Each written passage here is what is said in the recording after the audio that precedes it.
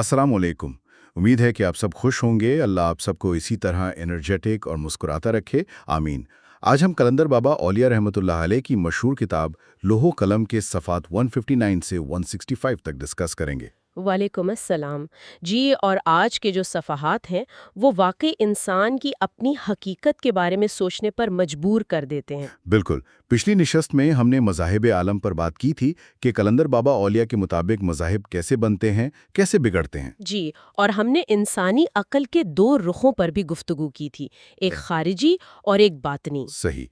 तो आज हम इसी बातनी रुख यानी इल्मे नफ्स की गहराइयों में उतरेंगे। बिल्कुल। हुजूर कलंदर बाबा औलिया ने इल्मे सीना को एक साइंस के तौर पर एक मरबूत और मुनज़्ज़म अंदाज में अपनी किताब लोहो कलम में पेश किया है। जी। यानी वो इल्म जो सीना बसीना मुंतकिल होता था उसे एक साइंस बना दिया। हम्म। वो बातें जो कलंदर बाबा औलिया रहमतुल्लाह अलैह के दौर तक एक मुर्शिद से मुरीद को मिलती थीं, उन सब को कलंदर बाबा औलिया ने खातमुन नबीयीन मोहम्मद रसूलुल्लाह सल्लल्लाहु अलैहि वसल्लम के हुक्म पर, जी। जो ये हुक्म कलंदर बाबा औलिया को मिला, तो इस हुक्म पर उन्होंने रूहानियत को एक सुपर स्पिरिचुअल साइंस बना दिया। सही। अब ये इल्म सीना एक किताब की सूरत में मौजूद है जिसका नाम है लोहो कलम, जो कि तसनीफ है कलंदर बाबा औलिया रहमतुल्लाह अलैह की, और इस किताब को कोई भी पढ़ सकता है। यानी ये अब हर एक के लिए दस्तयाब है। जी, यानी कि इसे पढ़े, आजमाए, टेस्ट करे और अपनी सलाहियतों को फ़रोग़ देकर इस मकसद अजीम को हासिल कर ले कि जिसके लिए अल्लाह ताला ने इसे तख्लीक किया है। बिल्कुल। और ये भी नोट कर लें कि जो ऑडियंस अभी नई आई है इस पॉडकास्ट पे, तो हो सकता है कि उनको ये समझने में ज़रा सी दुश्वारी पेश आए। जी, ये मुमकिन है। मगर आपने छोड़ना नहीं, जस्ट आप इसकी प्लेलिस्ट में जाएं और शुरू से सुने, तो आपको इंशाल्लाह सब चीज़ों और बातों की समझ आएगी। सही। और याद रखें, किसी भी नेक काम का मकसद यही होता है कि अल्लाह से ताल्लुक जुड़ जाए। जी हाँ।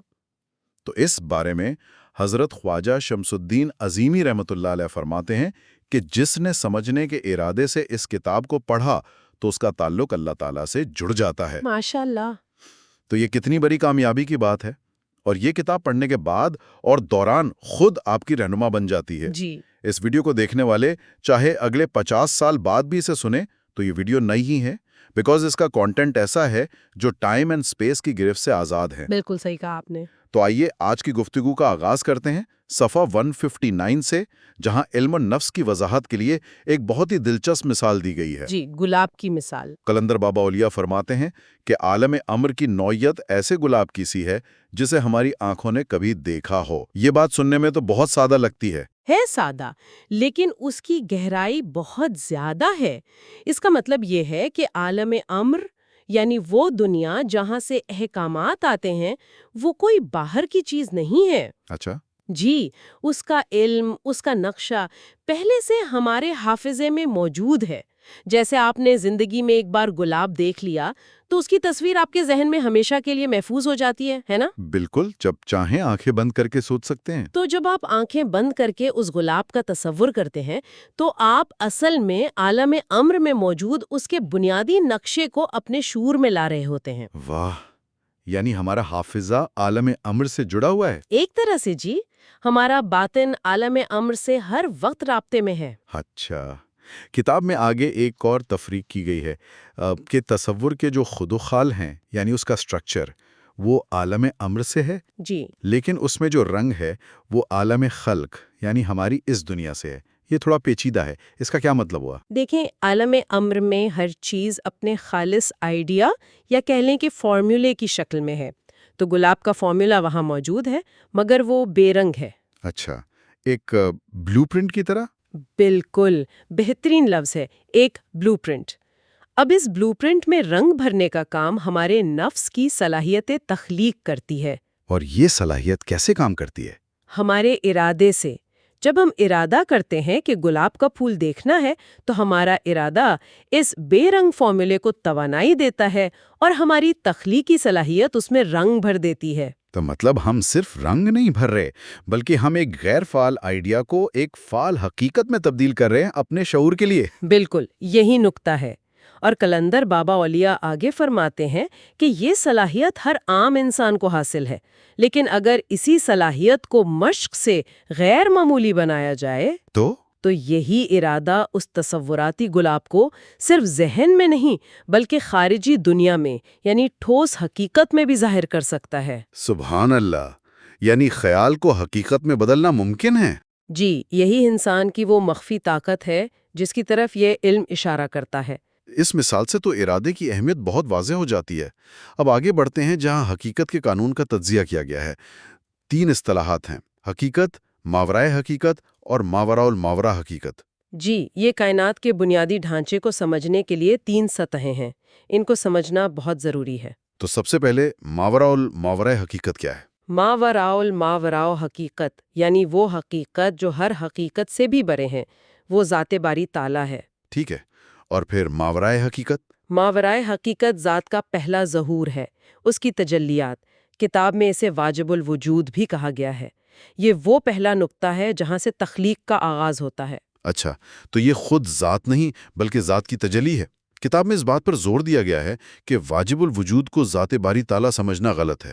جی بالکل، یہ ایک بہت عام غلط فہمی ہے۔ ذات تجلیات سے بھی بلند ہے۔ ترتیب یوں ہے: پہلے ذات، پھر اس کی تجلی یعنی واجب الوجود، اور پھر حقیقت آتی ہے۔ جی پھر حقیقت آتی ہے جو ان تجلیات سے ظاہر ہونے والی صفات ہیں۔ اسے عالم نور بھی کہا گیا ہے جس کا ذکر قرآن میں بھی ہے، اللہ نور السماوات والارض۔ تو یہ ایک درجہ بندی ہے: ذات، پھر تجلی، پھر صفات۔ بالکل، ذات سے تجلی اور تجلی سے صفات کا ظہور۔ ٹھیک ہے، کتاب میں آگے قرآن کے حوالے سے بھی معرفت کے 3 مراتب بتائے گئے ہیں۔ کیا ان کا تعلق انہی 3 درجات سے ہے؟ جی، یہ اسی تصور کو ایک اور زاویے سے بیان کیا گیا ہے۔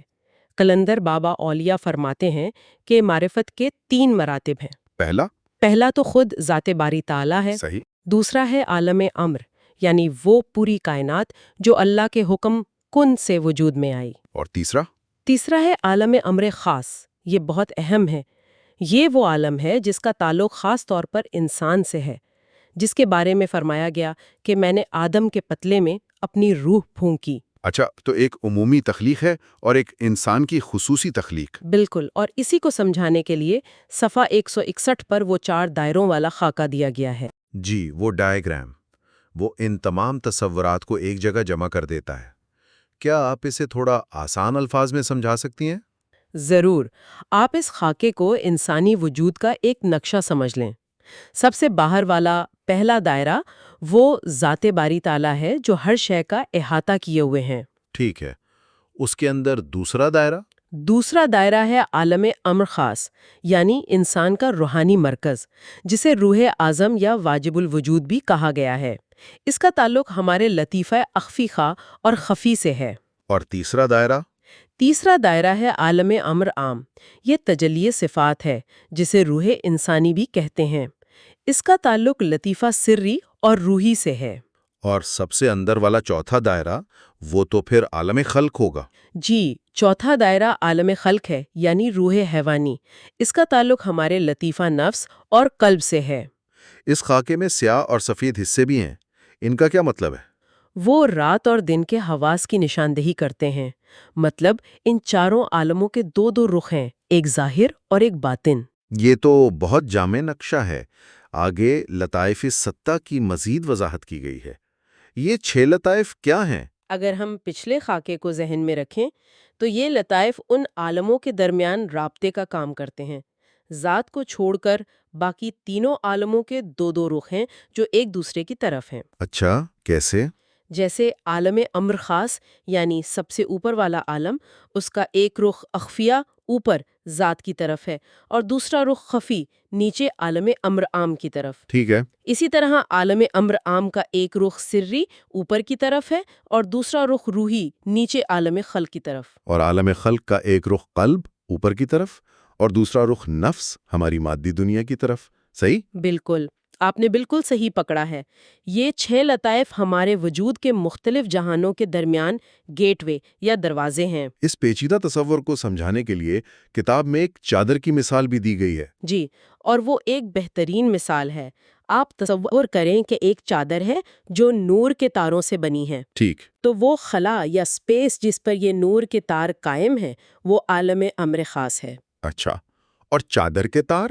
چادر کی جو لمبے تار ہیں یعنی تانے وہ عالم امر عام ہے، اور جو چوڑائی کے تار ہیں یعنی بانے انہیں عالم نسمہ کہا گیا ہے۔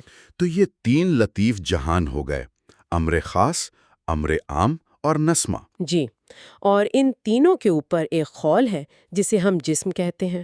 واہ! اب آگے ان 3 عالموں کی معرفت کو تصوف کی مشہور اصطلاحات سے جوڑا گیا ہے: علم الیقین، عین الیقین اور حق الیقین۔ جی، بہت ہی خوبصورتی سے۔ یہ ہماری سمجھ کے 3 درجے ہیں۔ تو عالم نسمہ کی معرفت علم الیقین ہے؟ جی، یعنی کسی چیز کے بارے میں سن کر یا پڑھ کر جاننا، یہ علم کی پہلی سیڑھی ہے۔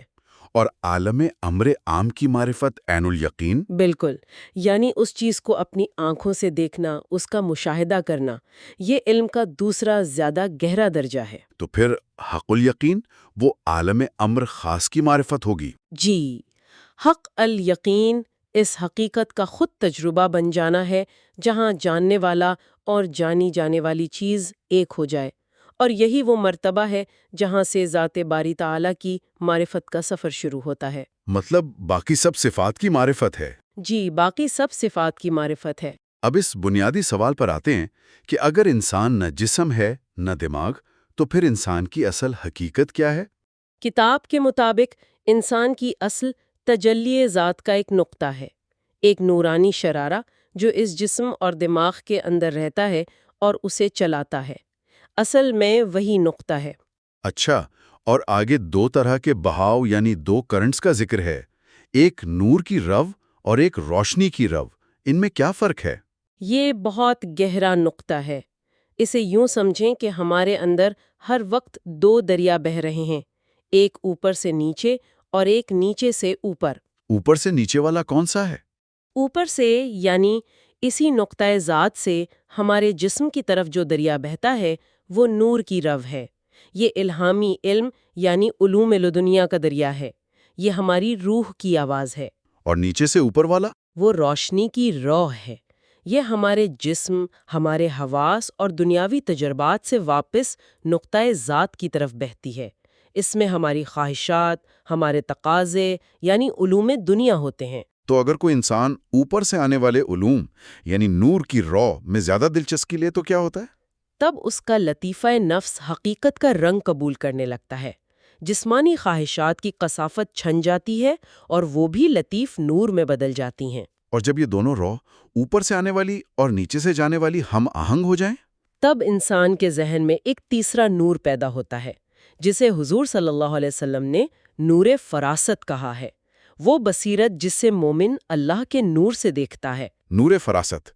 تو جب یہ حاصل ہو جاتا ہے پھر کیا ہوتا ہے؟ اس نور کے ذریعے پہلے عالم امر عام اور پھر عالم امر خاص کا انکشاف ہوتا ہے، یعنی انسان پر غیب کے دروازے کھلنے لگتے ہیں۔ کتاب میں ضمیر یعنی کانشنس کی بھی ایک بہت منفرد تعریف کی گئی ہے۔ جی، کہا گیا ہے کہ علوم لدنیا کا جو عکس ہمارے شعور پر پڑتا ہے اسے ضمیر کہتے ہیں۔ یعنی ضمیر ہماری روح کی آواز ہے جو ہمارے شعور پر منعکس ہوتی ہے۔ بالکل، ہمارا شعور ایک آئینے کی طرح ہے۔